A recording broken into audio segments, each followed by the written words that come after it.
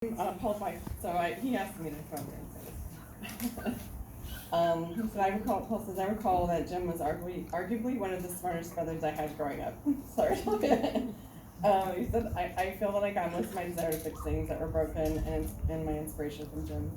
Jim knew electricity very well, and I often recall Jim would help me fix my motorcycles when they were broken. All the motorcycles I owned were older and had coils and points and always had something wrong with them.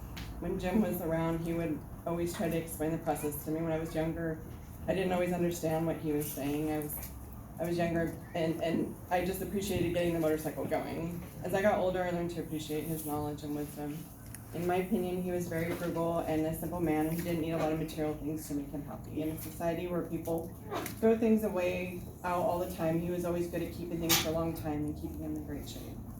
I have lots of memories of Jim in my teenage years when his family moved to Kent Street in Elk Grove. Having Jim closer to us meant that my personal mechanic was right down the street, and anytime I had an issue, he was always right there to get my motorcycles up and running. It wasn't too long after that after he moved in at Kent Street, that he had bought David a motorcycle, and David and I would terrorize the neighborhood and get chased by the sheriff, which was a weekly event. He was a great model growing up. I never heard him say a swear word ever. His favorite word to say when he was frustrated was crumb.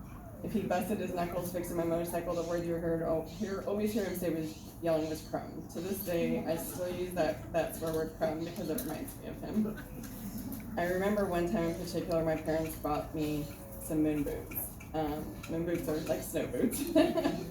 And we thought they were pretty cool back then. David, Ryan, and I had decided to walk to Circle K to get some candy. I wanted to try out my new moon boots. So we made our way to the store, loaded up on a bunch of candy, turned around and headed back for home. We made it all the way back to the railroad tracks on Elk Grove Boulevard, where we ran into a 6th grade bully who didn't like me at all.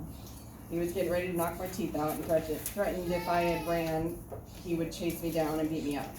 But I had my moon boots on, and so I couldn't run in my moon boots. So we were stuck, and we just sat there, didn't move a muscle for about 10 minutes, went by, and the kid was getting more and more angry at me. When out of the corner of my eye, I saw my brother Jim in his little Mazda coming down the road. I waved at him, and he immediately pulled over and asked if there was a problem. I explained, yes, this kid wants to kick my butt for no reason. Jim's face got red, and he got out of the car, walked up to the bully, and stuck his finger in his face and said, "Do you want to mess with these kids? You're going to have to go through me first." The kid looked at me and said, "We don't have any problems here, right?" And then he hopped on his bike and scurried away with his tail between his legs. My big brother saved me that day. After that, I had a whole new outlook on Jim. Not only was he my older brother, but I knew he was there to protect me as well.